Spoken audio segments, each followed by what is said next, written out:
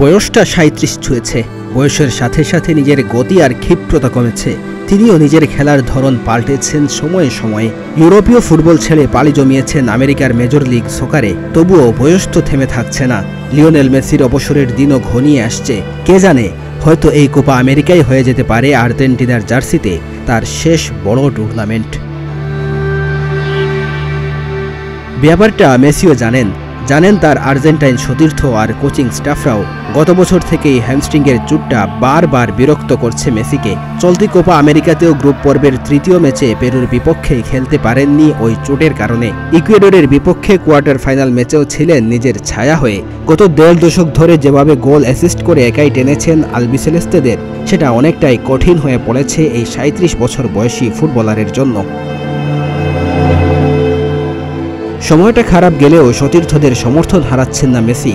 অধিনায়কের ওপর এখনও পূর্ণ আস্থা রাখছেন আর্জেন্টাইনরা। তাদের বিশ্বাস, টুর্নামেন্টে মেসির চলমান গোলখরা কেটে যাবে যে কোনো মুহূর্তেই।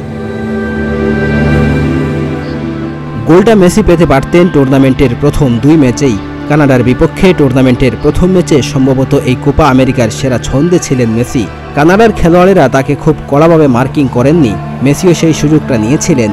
নিজে প্রতিপক্ষের জালে দেখা না পেরেও তার ভিশন আর পাসিং থেকে এই দুটো গোল পায় আর্জেন্টিনা। এর মধ্যে লাউতারো মার্টিনেজের গোলটা তো আসে সরাসরি অ্যাসিস্ট থেকেই। ইকুয়েডরের বিপক্ষে নিজের সেরা ছন্দে ছিলেন না মেসি। চোট থেকে পুরোপুরি সেরে না ওঠার প্রভাব ছিল স্পষ্ট। তবুও আর্জেন্টিনার গোলটা এসেছিল মেসির কর্নার থেকেই, যে কর্নারটা অ্যালেক্সিস ম্যাক অ্যালিস্টারের মাথা ছুঁয়ে গোল করার সহজ সুযোগ করে দেয় লিসান্ড্রো মার্টিনেজের সামনে। গোল করতে না পারলেও মেসি চেষ্টা চালিয়ে যাচ্ছেন ফর্মে ফেরার।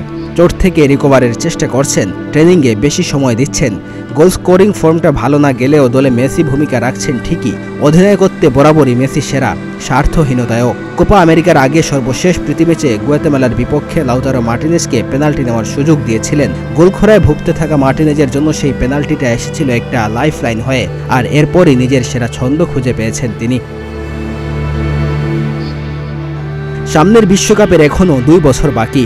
এদিকে মেসির হ্যামস্ট্রিংয়ের চোটটা যেভাবে ভোগাচ্ছে, এই কোপা আমেরিকার পর মেসির আন্তর্জাতিক ক্যারিয়ার আর লম্বা না হওয়াটা অস্বাভাবিক না। ব্যাপারটা জানেন মেসির ৪২ বছর বয়সী ভাই মাতিয়াসও।